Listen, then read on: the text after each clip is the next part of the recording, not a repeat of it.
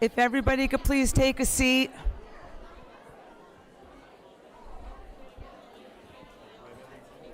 Yes. If everybody could please take a seat, we'd like to start the meeting.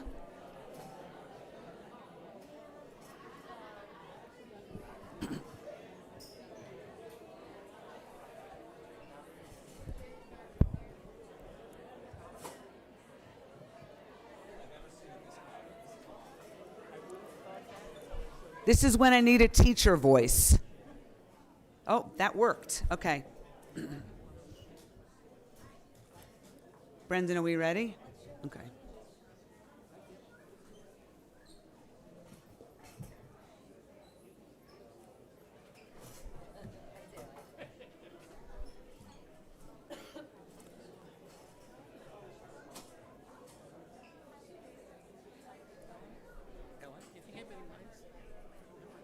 I don't care. Yeah, no, I don't care. Okay. Good evening, everyone. Welcome to the June 5th regular meeting and safety hearing. Will everyone please rise for the pledge?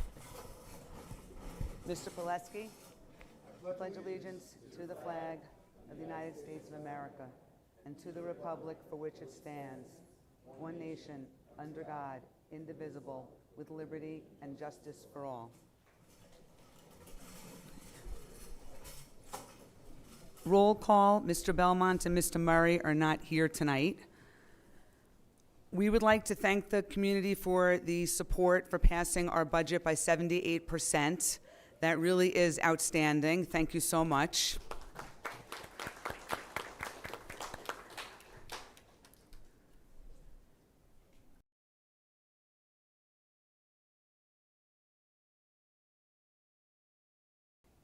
Mrs. Aragona, second. Mrs. Donino, all in favor? Okay. May I have a motion to accept the minutes of the May 21st special meeting? Mr. Lunar, second. Mr. Pileski, all in favor? Okay. For the art gallery, we have a little change. I would like to call on Mary Kirby to present the senior interdisciplinary projects. Okay, it's on. Painting is poetry that is seen rather than felt, and poetry is painting that is felt rather than seen. Leonardo da Vinci's famous quote served as an inspiration for a perfect cross-curricular collaboration between the English and art departments. Art and poetry, two timeless forms of expression, have always been closely linked. For centuries, poets have found inspiration in various art forms, capturing their essence in words and bringing them to life on the page. This month, the Burns-Sideman Art Gallery is proud to present a special cross-curriculum exhibit featuring original poetry and artwork from the English 12R and AP Art classes.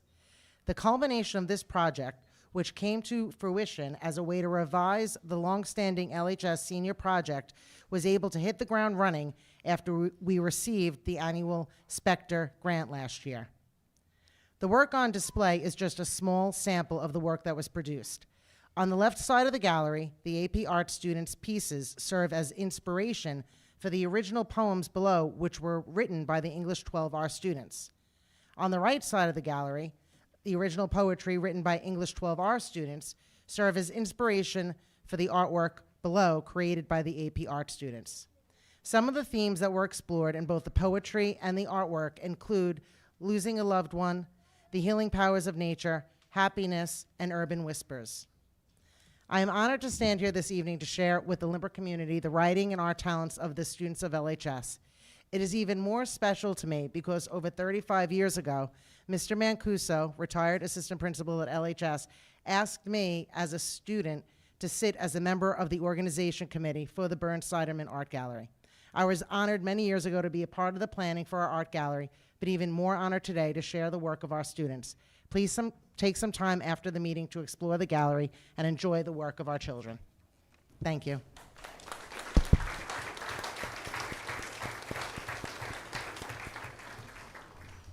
Thank you, Mrs. Kirby. I'm going to hand it over to Dr. Lynch now for the many presentations that we have. Thank you so much, Mrs. Marcus. So the June meeting is always a big meeting, and it's about kids and teachers tonight. So we have a lot of kids to congratulate. So quite an accomplishment happened in Lynbrook on the tennis court this year. So our tennis team had a perfect 14-0 season. So we want to congratulate that tonight. We especially want to congratulate Liam Rakis on winning second singles. Sean Hensley on third singles. And first doubles, Sean Rakis and Gabe Lunar. Unfortunately, Mrs. Bose can't be here tonight, but I know she's at home watching. She has to be, so we will also congratulate her. And now it's T-shirt time. Come on up, guys.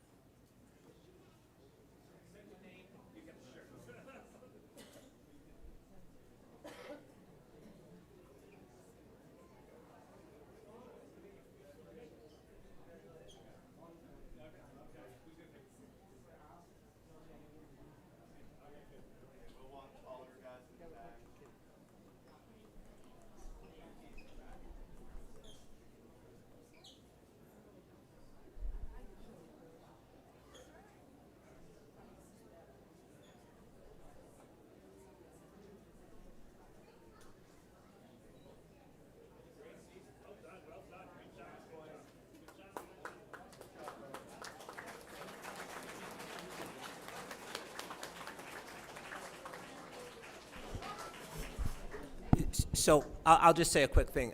As a parent of the team who got to watch the team the whole season, Ms. Bose couldn't be here today. She's because she's not feeling well. But what she did with this team really was incredible. I mean, she took over the team 2 years ago. They've made the playoffs both years. This year, undefeated conference championship season. It's really hard to do that, right? I mean, there's a lot of teams that have a lot of talent.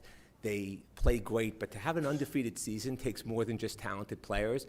And a lot of that really goes to Coach Bose, who instilled like a sense of teamwork and camaraderie and also a sense of fun into the team. So even though she's not here, just a huge congrats to Shari Bose as well.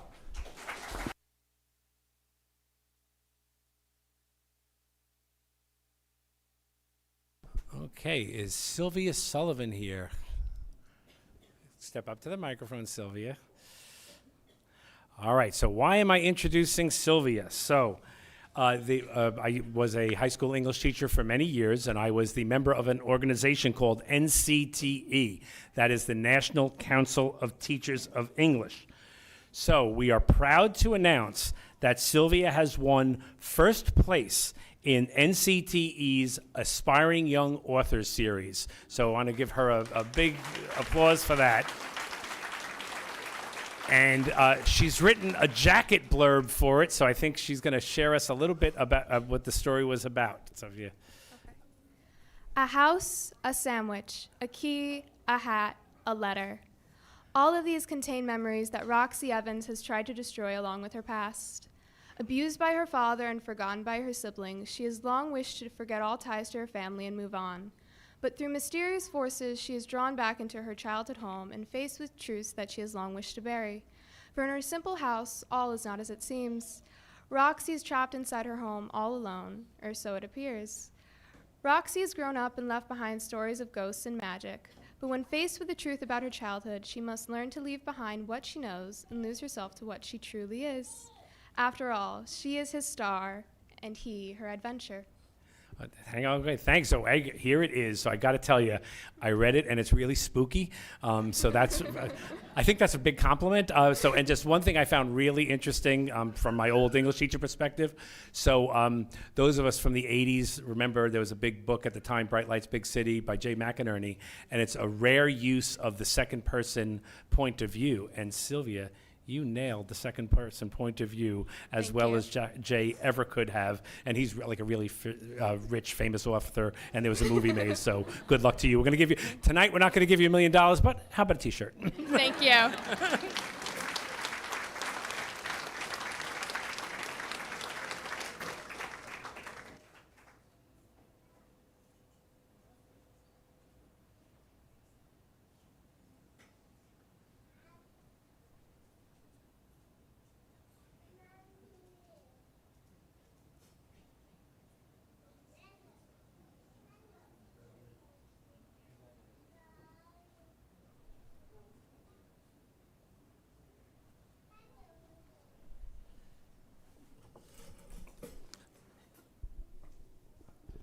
Where is Jillian Agan?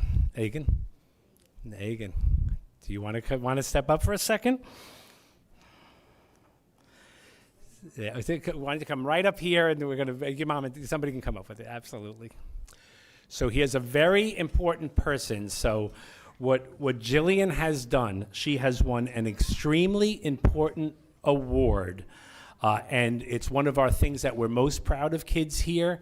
We all talk about it's very important to care about people, and we have a really important thing about character in our district. So she has been voted an upstander by the No Place for Hate organization, and it's really an astounding award. So, we couldn't be more proud of you, and you get to have a T-shirt tonight too.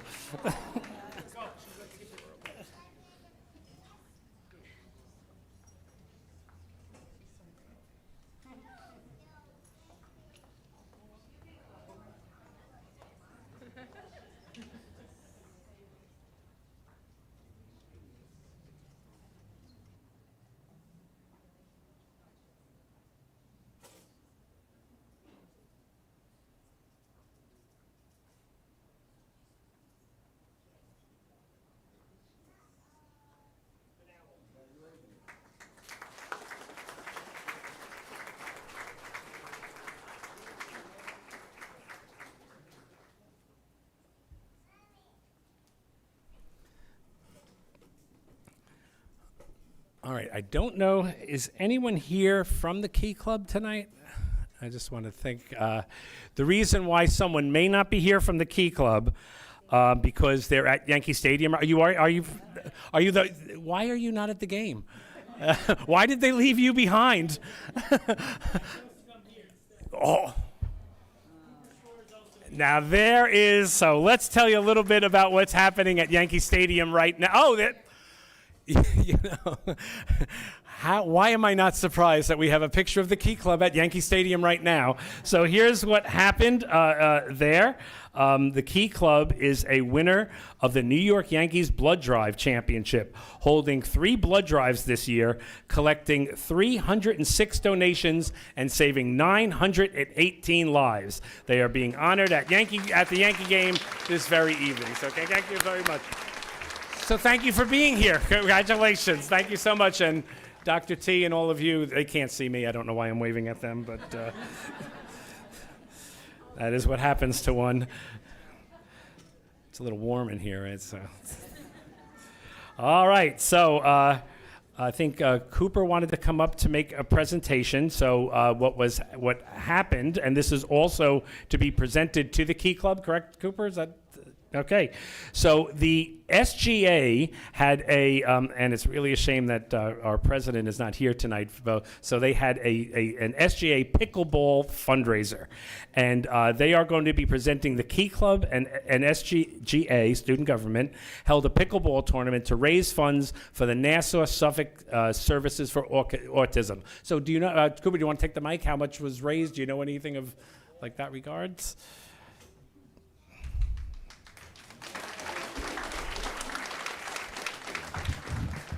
So we had around 42 teams play, and each team got their own costumes and their own team names. It was a lot of fun.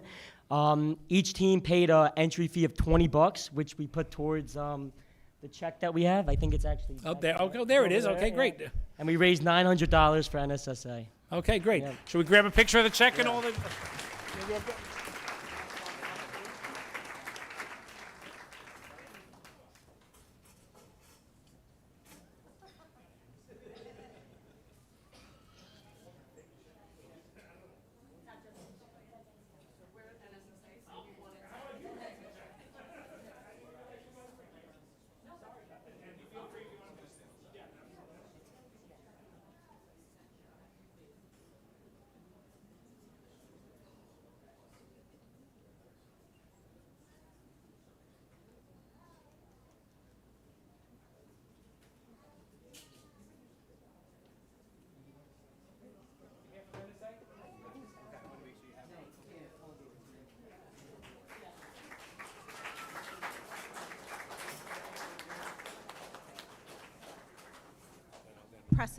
impressive meeting already tonight. I'm really impressed by everything that goes on in this school district and all the wonderful children. I was actually lucky enough to attend the pickleball contest, and I was so impressed with the spirited team photos. Everybody was wearing a costume. Everybody was happy to be there. It was a beautiful day for a great cause, and we just want to say congratulations on both the athleticism of the people that were there. I think it was a lot of the tennis team. I could tell who was on the tennis team. And thank you so much. Cooper Shore had reached out and has done other things for our agency, so I just want a little extra special thank you for him and this certificate of recognition. So thank Great. you so much, everybody. Great. And I'll, yeah, then we'll.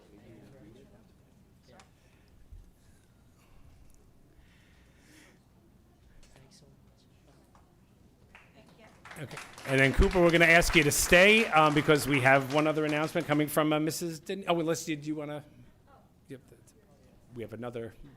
We need him for another moment. Yes, we want to present you with this award from Senator Canzoneri Fitzpatrick, a Public Service and Youth Leadership Award in recognition of your outstanding leadership, exceptional academic achievement, and performance in selfless volunteer efforts for the betterment of the community.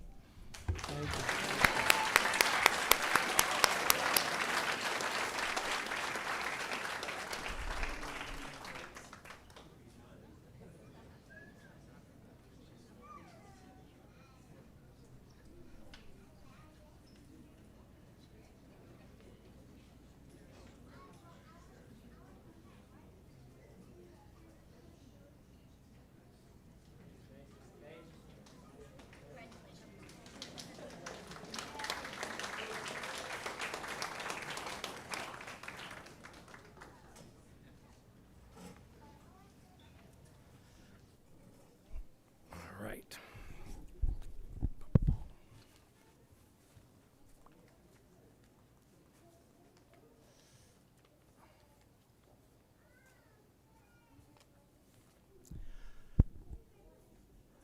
And not to be outdone, as you know, there's a long tradition here of uniting sports with philanthropy, so our baseball team cannot be outdone when it comes to this.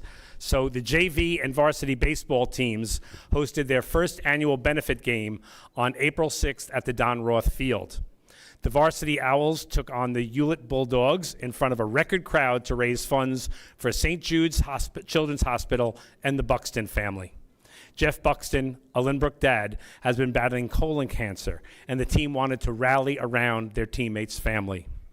Through generous donations at the gate, games for younger kids, and lots of snacks, including other than dirty water dogs, the team raised over $2,300 for these two deserving groups.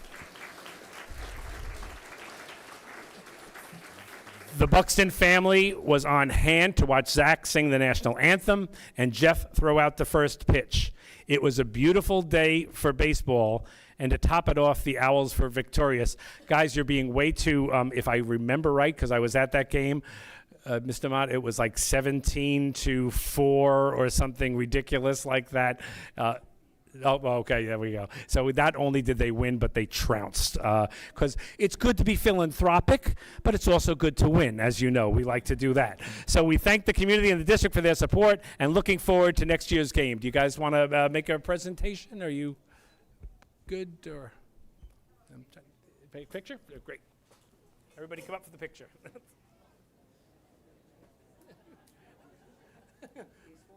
Oh, my God, you're so... So they're here. I know that they're so shy.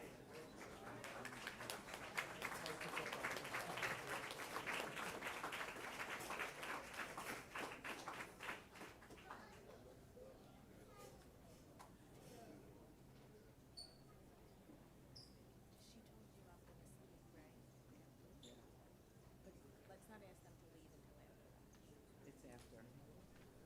After I say a few words, and then I wonder about what, and then pause a moment. Yeah. I'm just gonna say something quick after you speak, and then we're gonna let everyone.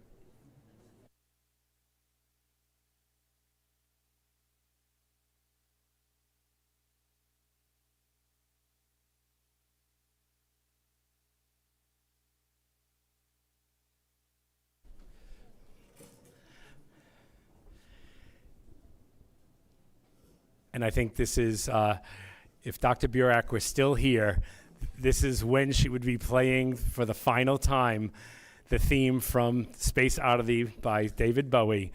We are proud to introduce our Liftoff heroes with their final presentation regarding the Project Liftoff for Science experiment. Okay, thank you, Dr. Lynch. And yes, we're here to just present a final update for Project Liftoff, which was part of Student Spaceflight Experiment Program Mission 17. And for those of you that may have missed Dr. Burak's music, I'm not going to play it, but I'll give you a quick recap of the project. So teachers engaged our students in authentic microgravity experiment design and proposal writing. Through that, we received over 200 proposals. From those 200, the top students were invited to a presentation by a citizen astronaut, Dr. Greg Olson, who helped inspire a lot of our winners. From there, we selected 3 finalists, and with me tonight are the 2 winners of the experimental design program, and they love when I put up pictures of them. And so from there, Jack and Aiden, the winners of the competition, designed their experiment. They put it into action with the help of Mr. Velkovsky. And then while that was going on, our art teachers engaged all of our students K-12 in a mission patch design competition to accompany the experiment to the space station. From there, we received tons of mission patch designs. The top entries filled our art gallery, if you remember. And from there, we chose 2 winners, one from the secondary, one from the elementary, to accompany the experiment to the space station. So that brought us to the launch, which was in November, where we traveled to Cape Canaveral to watch the experiment and its accompanying mission patches launch to the International Space Station. That was on November 9th. On November 11th, it docked with the space station, where the experiment was handled by astronauts, while simultaneously Jack and Aiden were running their ground truth experiment. And here to present the results, just briefly, we're not going to go a full-on scientific presentation. That was at our Science Research Symposium the other night. We'll keep it brief, but here are the results from Jack and Aiden on their experiment. Hi, I'm Jack. And I'm Aiden. So we found that the mycelium on the ISS that grew in space actually grew more than the mycelium on Earth. So there was 1 experimental trial on the ISS and 2 ground truth trials on Earth. The experimental trial grew the most. 1 control trial on Earth grew a little bit, but not as much as the one in space, and 1 control trial did not grow at all. While there was growth, there was not a statistically significant difference between the experimental trial and the ground truth trial. However, the fact that the experiments did grow some and more than the one on Earth is promising for the ability of the wine cap mushroom to be an asset on the ISS garden.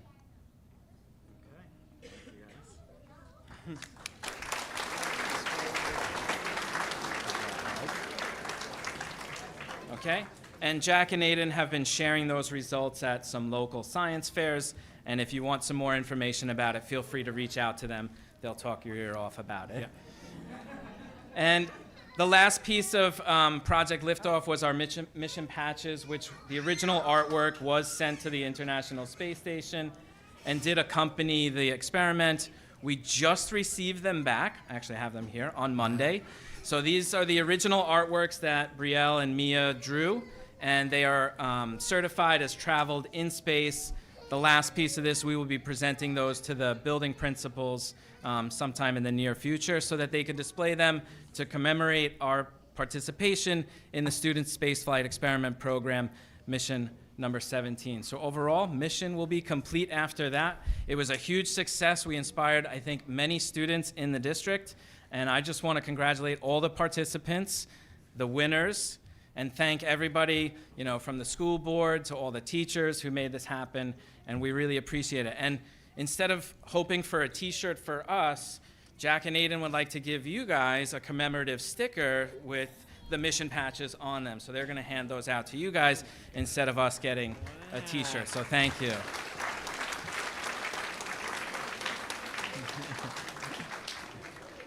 And then if you can't tell, I'm trying to butter up Dr. Lynch. I'll leave you with this last one for a possible conversation in the near future. Thank you. Thank you.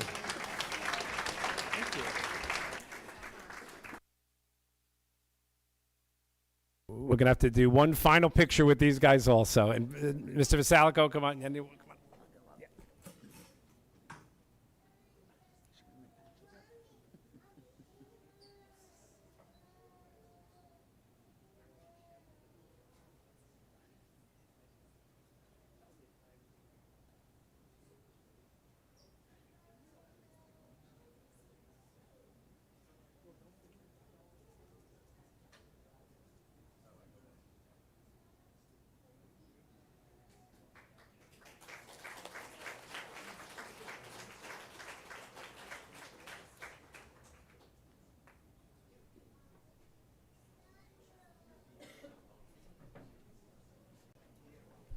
So just one last word from me before I turn it back to the board. We have a lot of visitors with us tonight because tonight is another very important night for several teachers here who are about to be tenured into the district. So I think if you want to understand what this thing is, I keep talking about that. There's this thing, this OWL thing. And if we were to say it was just the academics, we'd be wrong. And if we'd say it was just the philanthropy, we'd be wrong. And if we would say it was just the artwork, we'd be wrong. And if we said it was just the music, we'd be wrong. And if we said it was just the anything, we'd be wrong. What we do right here is this thing. It's the whole kid.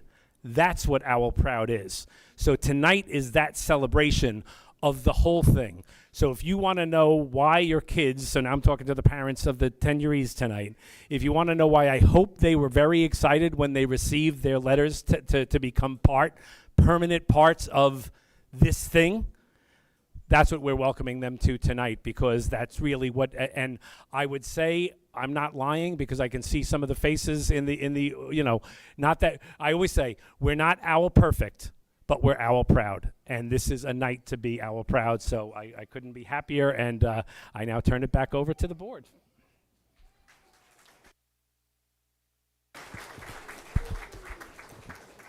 Thank you, Dr. Lynch, and thank you to all of the students for your amazing accomplishments. Before we get to the tenure recipients, we have 2 retirements, and we'd like to, thank these 2 people for their years in the district. They will be missed. The first is Maria Grace Egan, who is not here tonight. Whereas Miss Maria Grace Egan, monitor in the Lynbrook Union Free School District, has announced her intention to retire effective June 26, 2004, after 2 years of service to the principal, staff, students, and parents of Marion Street Elementary School. She previously worked as a monitor at Waverly Park beginning in 2019. And whereas Maria Grace Egan has served as a full-time monitor in Marion Street's front lobby, where she quickly adapted to the challenges of the job. The safety of our students is a priority for her, as Maria Grace worked closely with our building security staff and diligently followed our security protocols. She efficiently guides visitors and students to the building. She is one of the few people in the building who has a solution for everything and knows where to find one if she does not. Whereas Maria Grace Egan has become a familiar figure in the building and is affectionately called Miss Maria. She has been the first person to welcome our students, comforted more than her share of crying students, and always knows how to locate our custodians for a spill or the school nurse when a child needs medical care. She communicates daily with numerous parents and visitors and continually provides updated information about the needs of our students. Maria Grace goes the extra mile to ensure that all students have what they need to learn and feel at ease in school. She makes sure that no left-behind item, whether it be an instrument, laptop, homework assignment, snack, or lunch, will spoil a child's day. And whereas Maria Grace Egan has taken considerable pride in her work and demonstrates professionalism, she has made it her goal to be thoughtful and perform at her best. She has gained the admiration of visitors, students, and staff. And whereas the Board of Education thanks Ms. Maria Grace Egan for her commitment to the Lynbrook schools, wishes her a happy and healthy retirement with her husband Rich and her son Brian, Ms. Egan will be sure to enjoy her retirement years with her family and dogs, Annette, Danny, and Lucy. Maria Grace will be spending more time volunteering for the Guide Dog Foundation. Now therefore be it resolved that the Board of Education hereby accepts the resignation of Ms. Maria Grace Egan for purposes of retirement effective June 26, 2024.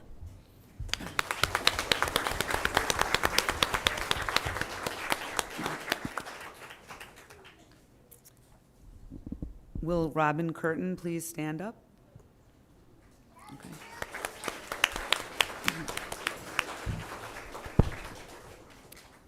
Whereas Robin Curtin, a teacher aide at Waverly Park, has announced her intention to retire effective June 26, 2024.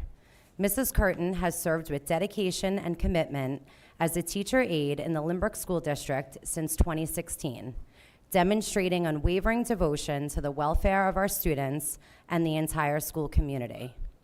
And whereas Robin Curtin began her notable career in education at Temple Ashad Preschool in Lynbrook in 2001, where for 15 years she nurtured many of the young minds she continues to support today at Waverly Park. For the past 5 years, Ms. Curtin has returned to these students as an aide, symbolically coming full circle in her career. And whereas throughout her esteemed tenure, Robin Curtin has performed her duties with exceptional care and diligence, particularly excelling as an aide in our special education classrooms, and most recently as a medical aide in the 5th grade classroom. Whereas Robin Curtin has been affectionately described by her colleagues as the queen of organizing, renowned for her meticulous daily reminders and monthly seat changes. Her dedication to personal fitness is evident as she takes her daily lunchtime walks around the Waverly perimeter, regardless of the weather. And whereas Waverly Park Elementary School extends its deepest gratitude and appreciation to Robin Curtin for her years of steadfast service, unwavering commitment, and invaluable contributions to the school community. And whereas Robin Curtin will soon embark on her well-deserved retirement, alongside her beloved husband of nearly 40 years, Zivian, and their 2 wonderful children, William and Barbara, both proud graduates of Lynbrook schools. And whereas over the years, Robin Curtin has demonstrated extraordinary compassion and resilience, having donated a kidney to her sister and taking a year off to nurse her husband back to health following a severe car accident. Robin is truly a remarkable individual. And whereas we express our heartfelt wishes for Robin Curtin's continued happiness, fulfillment, and prosperity as she embraces this new chapter of her life, with ample time to enjoy her new home in Florida, explore new restaurants, revisit her favorite Davenport Press, and attend various shows. And whereas the Board of Education extends its profound thanks to Robin Curtin for her commitment to the Lynbrook Public Schools and wishes her a joyous and healthy retirement. Now, therefore, be it resolved that the Board of Education accepts the resignation of Robin Curtin for purposes of retirement effective June 26, 2024.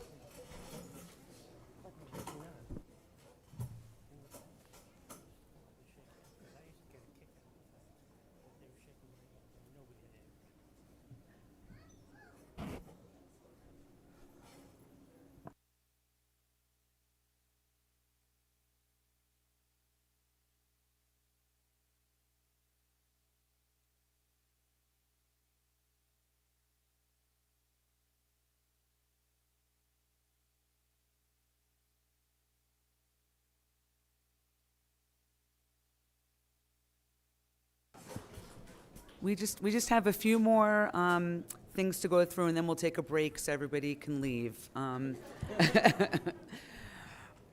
We have many staff members receiving tenure tonight. We held a reception in their honor before this meeting, and now we would like to publicly congratulate them. Please stand when I call your name. From the high school, Christopher Persaud.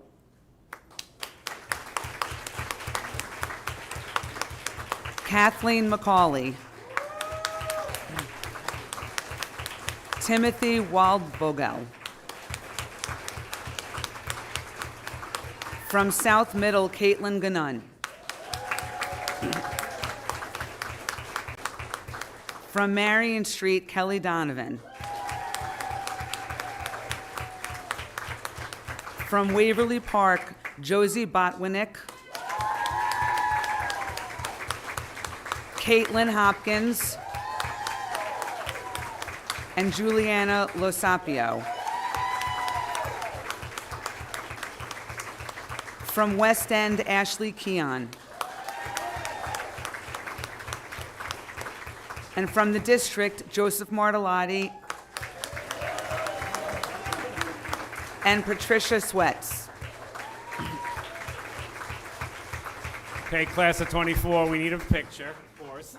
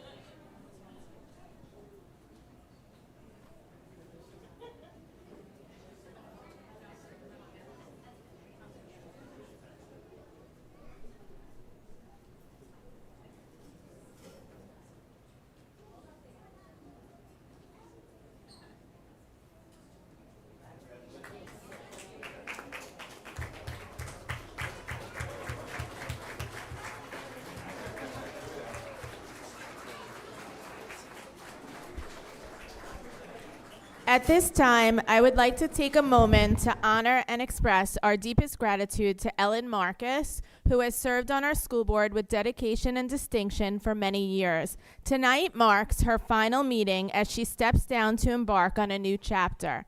Ellen's journey with us began 16 years ago.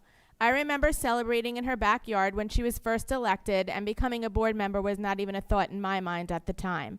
From that day forward, she has been a pillar of strength and commitment, coming to every meeting prepared, focused, and driven by a genuine concern for all our children and their academic success.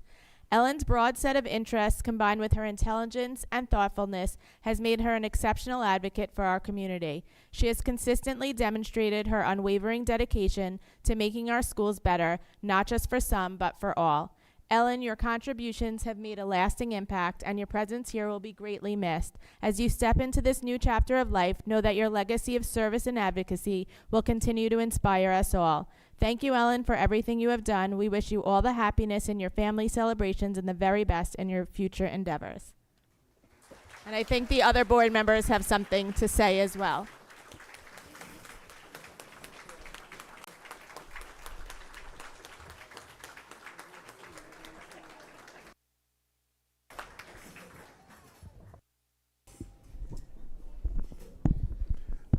Personally, I would just like to say, Ellen, when I ran for the first time, you were my opponent. And I know elections can get a little testy, but there was none of that between you and I was very honored to come in second place to you that year. But we both got the school board positions that particular year. We thought so highly of each other over the years, and I thought so highly of you that I asked if I can run on the same ticket with you the second time I ran, because our views are aligned so well. You have a wonderful family. I had the honor of coaching your son in the Senior Bowl a few years back. Great Lynbrook football player and graduate. You've given so much of your time to the district, and so much of it goes unnoticed. But we know the dedication and commitment you've had to this place. And personally, I feel like I'm losing a little bit of an ally, because I've always trusted your opinion completely and wholly. And your judgment has always led this place to a much better situation than it has been in the past. It's a great district because of people like you, and I'm going to miss you.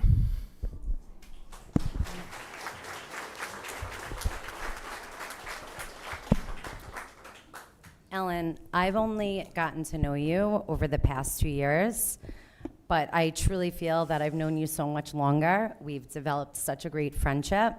And over the last 2 years, whether you intentionally did it or not, but you really kind of served as a mentor to me. You've taught me what it means to be a good board member. You taught me when it's important to talk, and that sometimes it's just as important to not speak and to just listen.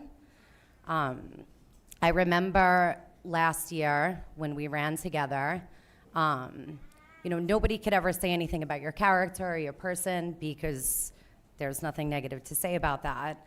But the only thing people would say is they'd question why a board member would want to remain on the board for so long. But I don't think people realize how important longevity on the board is. It's because of the knowledge that you have and the experience that you have from the past that helps guide to make better decisions for the future. So I think, you served the community for over 16 years. You've kind of helped shape a roadmap for future board members and for myself. You've always served with such passion and integrity. I will definitely miss sitting beside you. And on behalf of myself, and I think I could speak for the community when I say we thank you and we will miss you.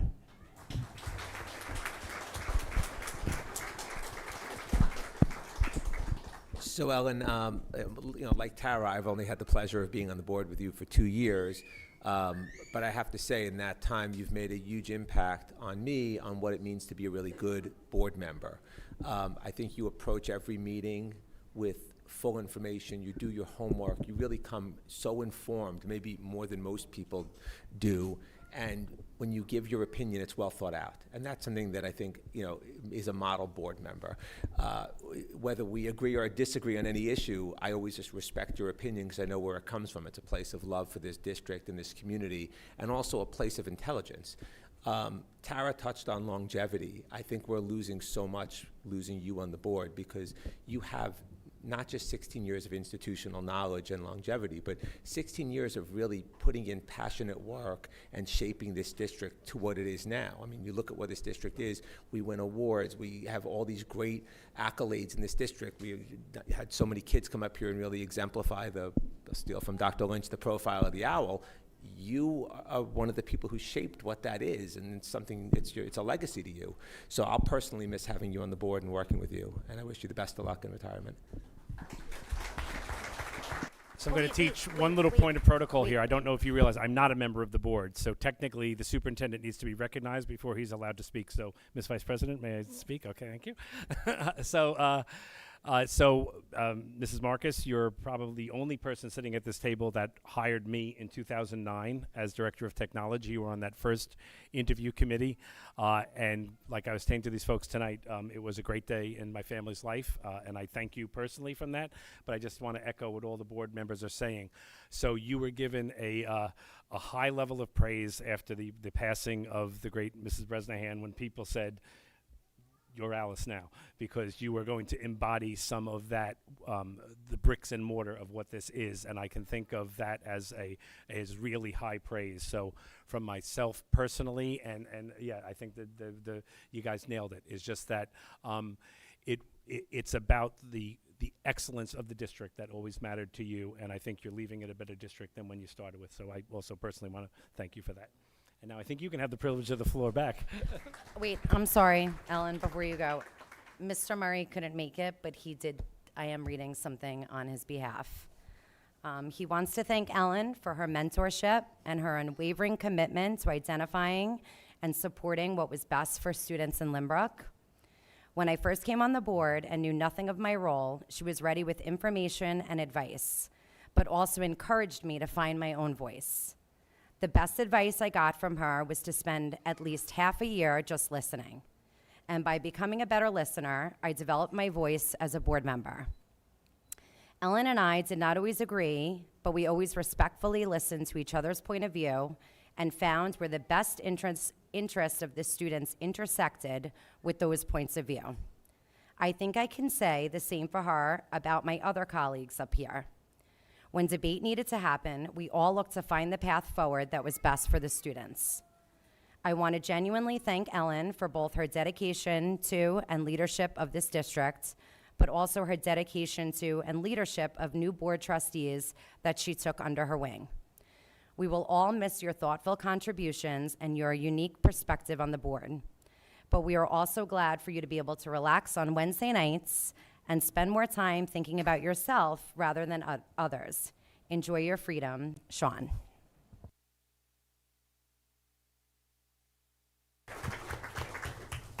Well, thank you, everybody, for your kind words. And thank you, everybody here, for coming out for my last meeting. I know that's why you're here.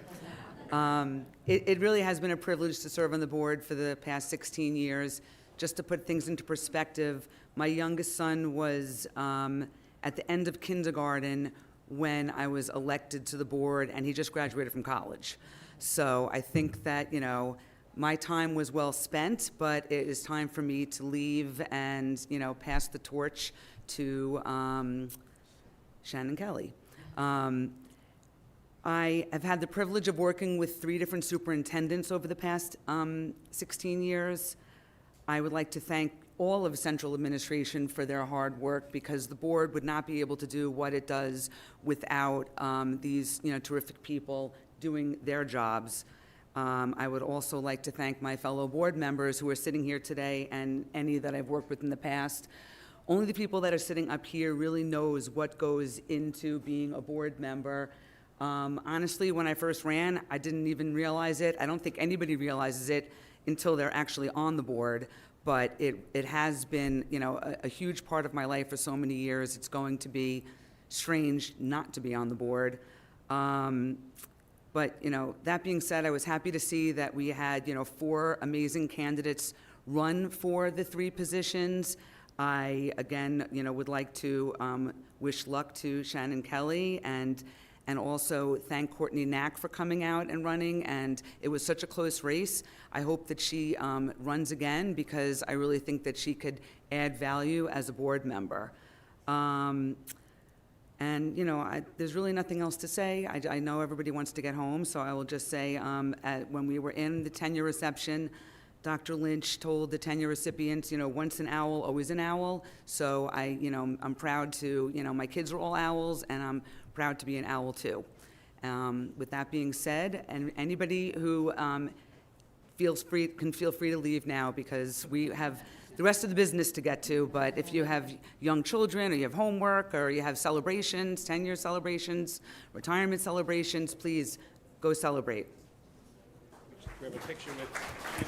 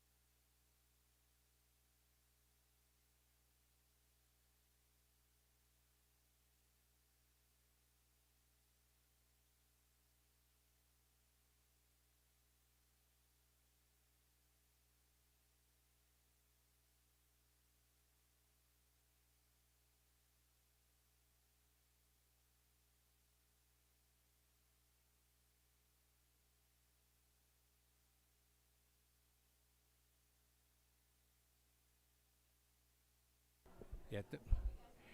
What is her name? What's her name?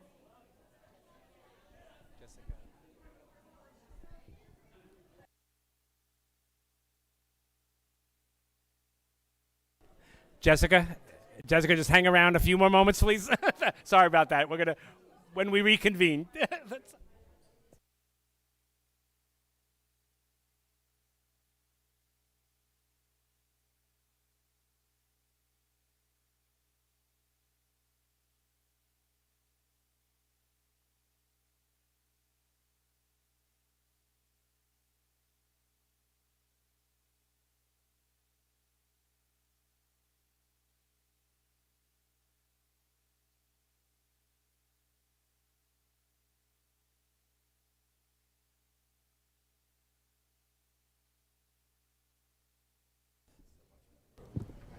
All right, well, that's a surefire way to clear out a room.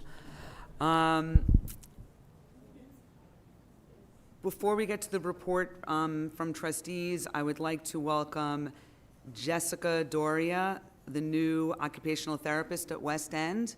Can you please stand?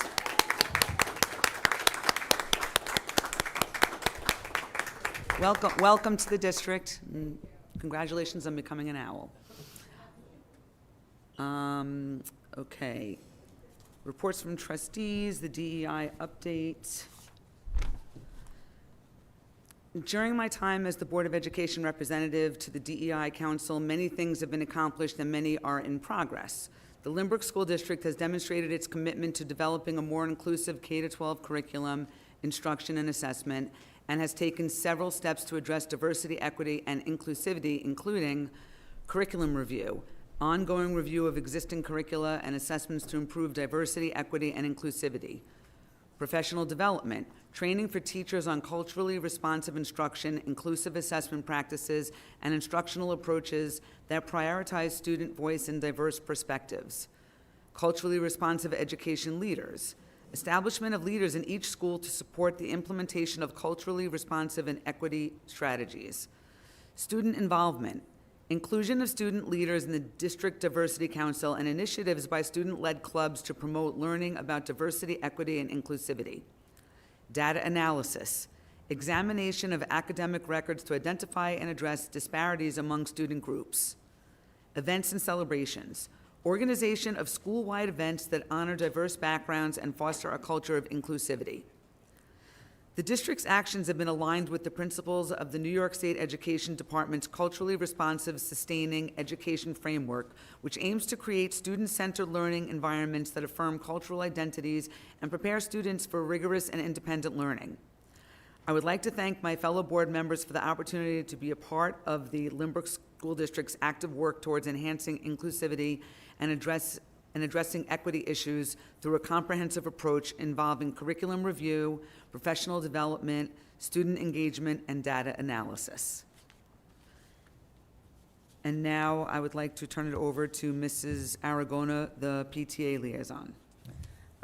Yes, I just want to, PTA Council will be hosting a 5K Sunday, October 27th. Just please look out.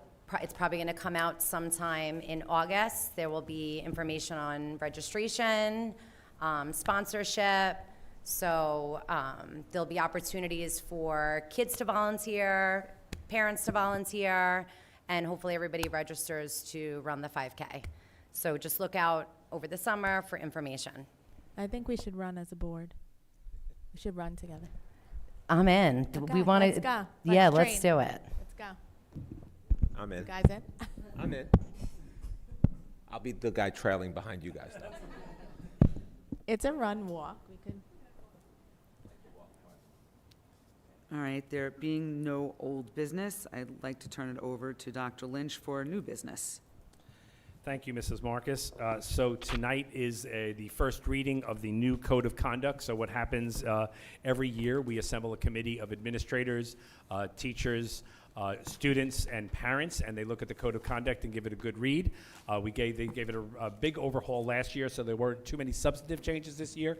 The ones that I thought were most interesting was we kind of looked at many of the offenses that are in the code that include things like technologies from the 1990s, like blog posts and texting, and not texting, but there were just some very AMI chats and stuff that just doesn't exist anymore. So we made the language a little more relevant to that. So that first reading will happen tonight, and then the board will officially adopt it for next school year at the reorganization meeting. We will now close the regular meeting and open this safety hearing. I would like to turn it over to Mr. Press for the safety presentation. Thank you very much.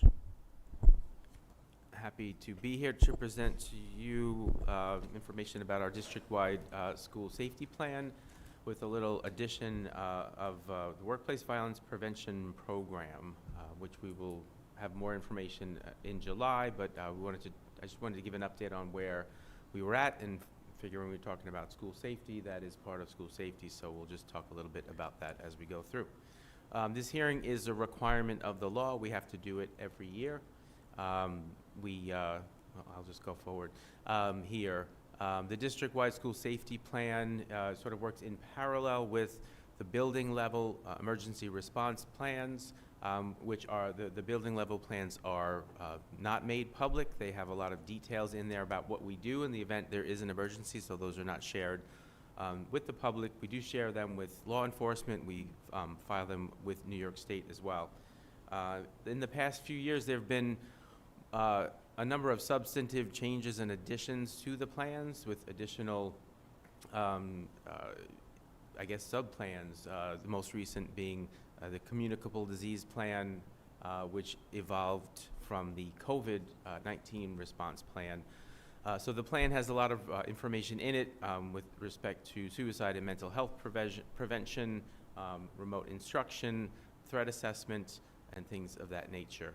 So we review this program with our district-wide safety committee, the committee that reviewed the plan that was adopted and will be presented for public comment, was appointed last August. There's 36 members of that committee, so it's a large committee.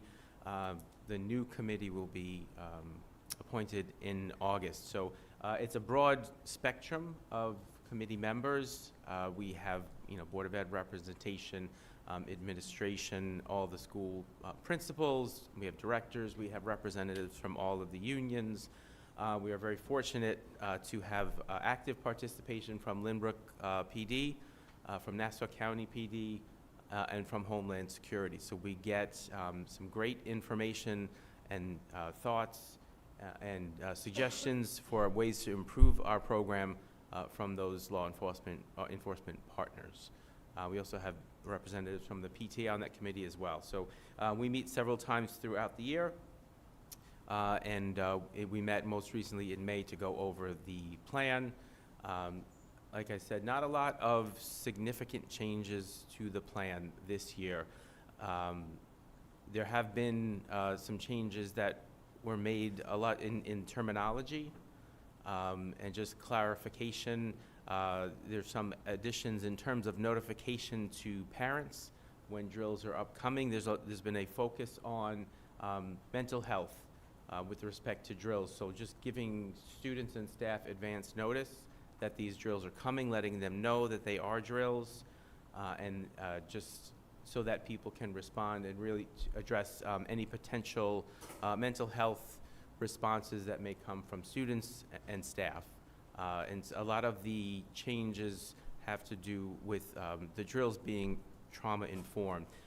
There are regulations that are pending at the state level. They have not been adopted, but we have included them in the plan under the assumption that they will be adopted by the state. So we're getting a little bit ahead of that. There's changes that would be effective next year in 24-25. There are changes that would be effective in 25-26. Those changes for 25-26 are largely changes in terminology. So we've added them into the plan this year. It's just a timeline of the process. So that top line there, the committee approved the plan at our meeting on May 24th. This is the required public hearing. We are required then to have a 30-day public comment period so members of the public can review the document which will be on the website, and we'll talk about that, I think, in the next slide. So if anyone does have comments on that plan, please, you can reach out to me. You can share those thoughts with me as well. And again, the board would then, after that 30-day comment period, adopt the district-wide safety plan. The building level plans are being reviewed at the building levels with the building level health and safety committees, and then those plans would be adopted by the board as well. And then we file them, we file the district-wide safety plan by September 1st, the building level plans by October 1st, and we share those building level plans with the local police by October 1st. So this is where you'd find the plan for public comment, the district-wide safety plan on the website under the district tab. Go to health and safety, and that plan, we'll get that up there by tomorrow for public comment. So that's all. I guess any comments, any questions from the board on the district-wide safety plan? No? Okay. One of the other laws that came into effect this year was the Workplace Violence Prevention Program. This was a law that was in effect but did not apply to school districts until the current school year. So we got a little bit of late notice from the state that this applied to us, and a very quick timeline for implementing all the requirements that school districts were required to implement. So the board has already adopted a policy with respect to workplace violence prevention. There is a form that we are required to have that's been posted on the district website if people need to report an incident there. There's the, what we did was we met with all of the buildings and representatives from all of the bargaining units, the unions at all the buildings, to assess the risks at the building level. We also reviewed reports that we currently have about incidents that would be deemed workplace violence. Fortunately, we don't have really many of those at all. The ones that we do have tend to be, students maybe having some, I guess, kicking and biting of staff. That they tend to be our special needs students, so these are not acts that we generally find are intentional, but the law requires them to be classified as workplace violence. So we're required to take steps to mitigate the risks to our staff. So that's part of the assessment. So we have some recommendations for mitigating those risks. We'll present those as part of the program next month. And then we are also required to do annual training with staff, so we are working on that as well, and we'll have that completed this month. And we're required to do this every year. So every year we'll look back and we'll look at our workers' compensation reports, any of the reports that we're required to file with the state on any incidents with students. We'll go back and meet with the buildings every year to assess risks. And again, fortunately, the risks that we have identified at the building level are relatively easy to address. We have, cases where maybe doors don't close properly all the time, so our facility staff has taken steps to make sure those doors do close. We look at, things like lighting, exterior lighting, for when the sun goes down early or staff work late, things of that nature. So, and we will security cameras and things like that. So we'll have to do that every year, so we'll report back to you on this every year. Any questions? I know this is very preliminary. We'll have more information for you at next month's meeting, but any questions on this from the board? No? Okay.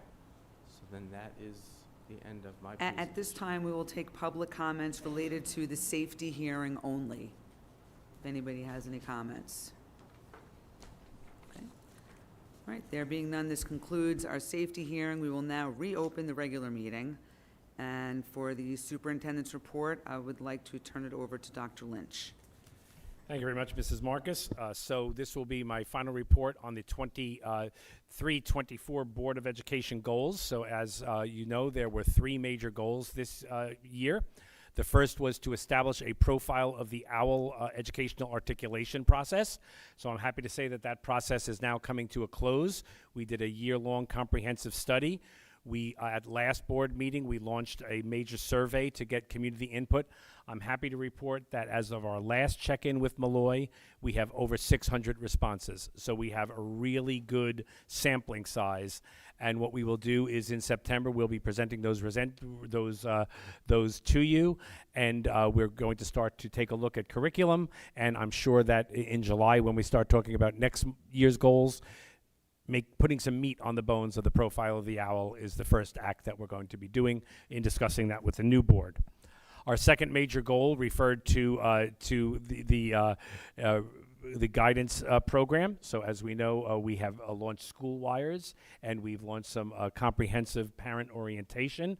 And I think in speaking with our Prime Advisory Council, which is the school and community of the PTA. Those have been received very well, so I think we are in a different spot than we were. So I think those changes have been implemented, but we're not going to rest on our laurels there.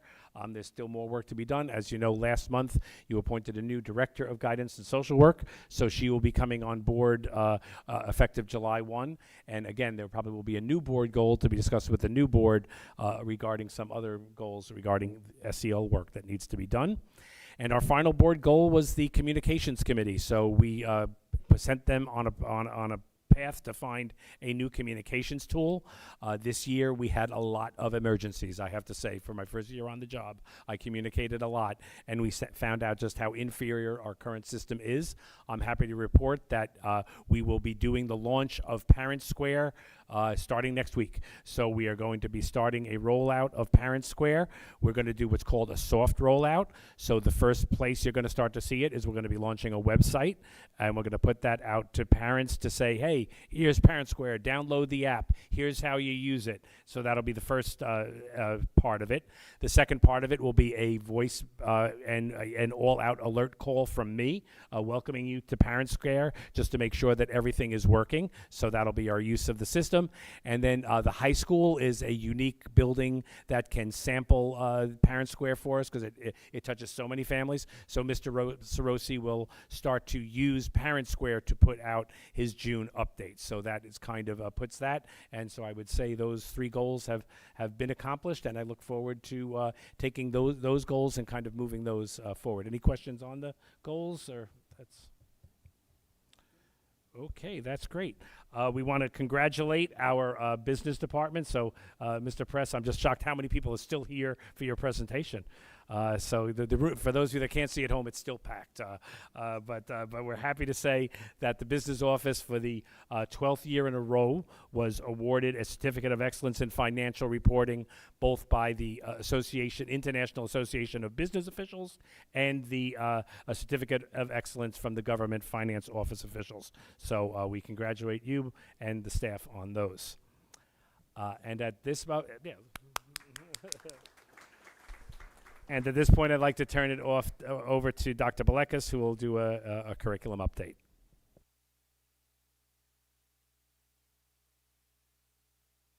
Thank you, Dr. Lynch. So tonight I'm going to be talking a little bit about our English as a new language program.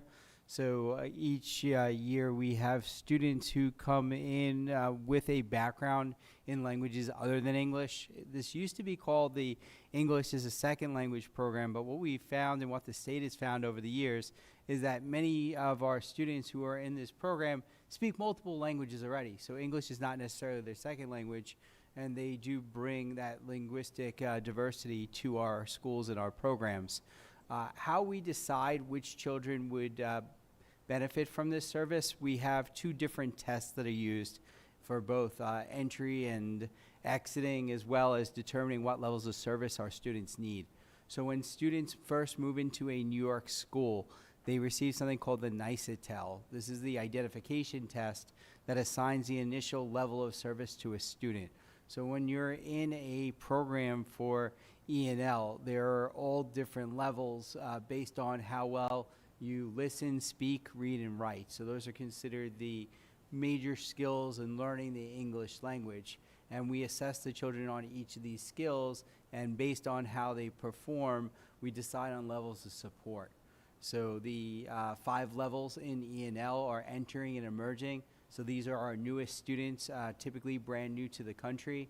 and they receive what we call both standalone, which means small class instruction outside of the classroom, and integrated E&L services. So if I wanted to make a comparison between what we talk about in the E&L world and what we talk about in special education, the standalone services kind of look like a small class in special education, and the integrated E&L services look like an inclusion class or an ICT class in special education. So that's the way the models look. So when you're first entering the country, you receive both the small class instruction and the integrated instruction. Once you hit that transitioning level, so students who are both transitioning and expanding receive just integrated services. So they're just in inclusion kind of settings. Once you're commanding, you're considered proficient, which means that you've learned enough English to receive transitional services as we move you more towards the full gen ed curriculum without support. So they give you 2 years of support as you start making that transition.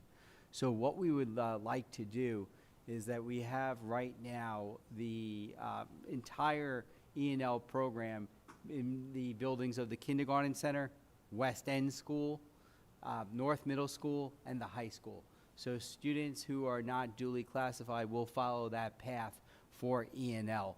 You know, similar to what we did with special education a few years back, where we started bringing the ICT classes into the home schools, we would like to propose bringing the students who are transitioning or better, so those that would receive integrated E&L services, to give them the opportunity to attend their home schools also. So what that would mean is that kids that are currently at West End School, once they've scored commanding, we've allowed them the option to go back to their home schools. Instead of just expanding it, you know, offering that option to the commanding students, we would offer that option to the transitioning, the expanding, and the commanding students. Once they hit the level that they can receive their services in the classroom, we'd like to be able to make them the offer of returning to their home schools, so that, you know, they can be in their neighborhood schools if they so choose. If a student moves into the district, you know, after we make a decision, then they would, if they score transitioning or better, be able to attend their home school right off the bat from the get-go. So that's our idea here, and you know, we had to make sure I had some Lynbrook Al to it. So, any questions from the board? I just have one question. I know you said there's like an entrance test and an exit test. Yes. How often, like, are the kids getting like an exit test at the end of every year, or it's like, how does that work? Or it's like when you think they're... All right, so what happens is the initial test happens at any point in the year. When a student moves in, we give that NISA tell. The NISA slide happens at the end of each school year. So we cannot exit students mid-year, so they have to do well on that test. And depending on how well they do, there are scores that automatically exit you from the program, which means you're commanding based on the NISA slot alone. Let's say you had a little bit of a rough day on that test, but you did okay. If you do well on your ELA assessments, so if it's the 3 to 8 ELA assessments or the high school regents, in combination with your NISA slot score, we've had several students exit that way too. So it's not a pure one-shot deal, but there is, you know, an opportunity with that combination as well. You're welcome. Thank you. Okay, and finally, capital projects update, Mr. Press. So just a quick update. With the passage of the budget, within that budget we had funding to complete the lighting portion of the project at Marion Street. So we have been working with the vendor to get that process started. We can't officially do it until July 1, when that funding actually officially becomes available, but we have started the preliminary work with the vendor. So that project should be, in speaking with the vendor, should be completed by the end of the summer. We also have the South Boys bathroom was one of the other projects that was approved by the state, and that is underway and will also be completed by the end of the summer. A couple of those other projects, we are still working out logistics on lead times on some of the products. So I'll have an update, I guess, next month's meeting. I'll have a little bit more detail on those projects as well. And that's it. And that's all for me. Before I move to public comment, I realized I left somebody very important out of my speech, Terry Moran, who, it says her title is district clerk, but she's so much more than that, and none of us sitting up here could do anything that we do without her, so thank you, Terry. And I probably should thank my husband and my kids for all those times when I said, sorry, I got to go to a board meeting. But, all right, now we can move on to public comment. If you have any public comment, please come to the mic, state your name, and whether or not you live in or out of district.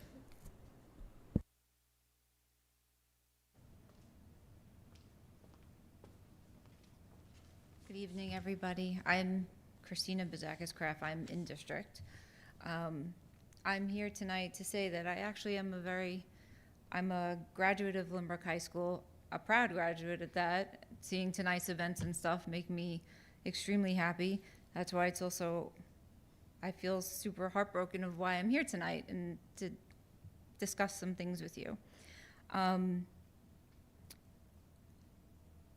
As a lifelong resident, my son graduated here, my sister graduated from here. I am here tonight to be my younger son's voice. He is a 5th grade student at Marion Street School and will be graduating in a few weeks and heading off to middle school. My son is autistic. He's a level 1 autism and part of the special needs community. We have been so grateful and astonished at all that he's accomplished with all the help from all the incredible teachers, therapists, psychologists, support staff. Guiding through this journey has been amazing, and he has done so well. If you do not have a special needs child, it's very hard to articulate how difficult life can be and the challenges that arise daily. We and our wonderful team at Marion Street have been preparing my son for years that eventually he'd be going to South Middle School when he graduated Marion Street. That is our home school. But consistency and stability is so important for a special needs child. I'm sure we can all agree that middle school, even for neurotypical students, is one of the hardest times of a young person's life.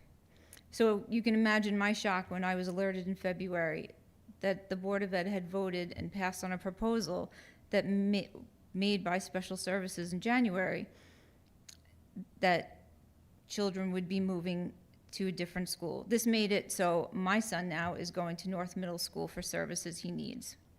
This was absolutely devastating to myself and family, who we've worked so hard to prepare my son for what he'd be doing. These are the most vulnerable of students with anxiety, social and emotional issues, as well as other needs. These are the friends that they've grown up with since they are little, who care for them despite their differences. He's made so many great friends that take care of him and watch over him, but as a community of children together, they are so fantastic.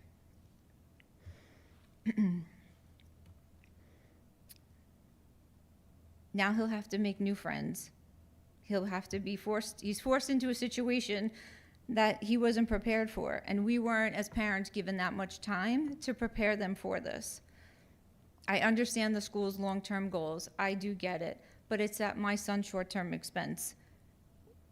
When you're presented with a proposal, I am asking to please just consider the parents and the children that this truly affects.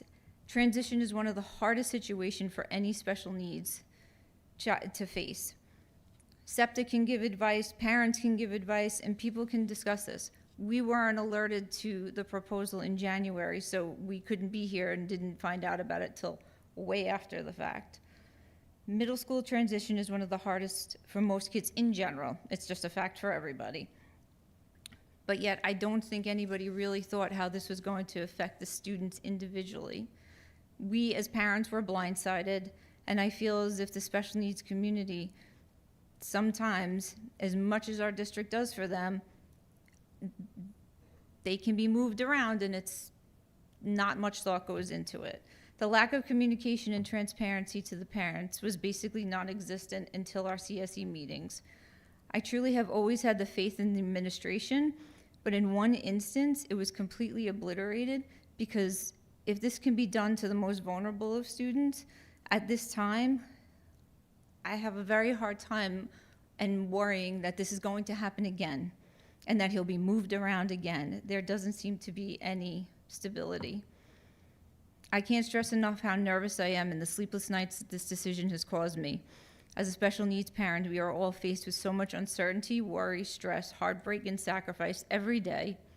School is supposed to be a place for my son to get his education, and with that, to also not have extra stress and anxiety with last-minute decisions that change something he's been ready for 5 years. It's just not fair. I don't think it would be acceptable for any neurotypical child to be moved around and shuffled around last minute. I don't want this to happen to any other child either. I am here with heart in hand asking for you all. And proposals are made when it comes to the special needs community. Please speak to SEPTA. Please speak to the parents before you vote. Please discuss and see how this is really going to affect them. Speak to the teachers, speak to the therapists, because they're the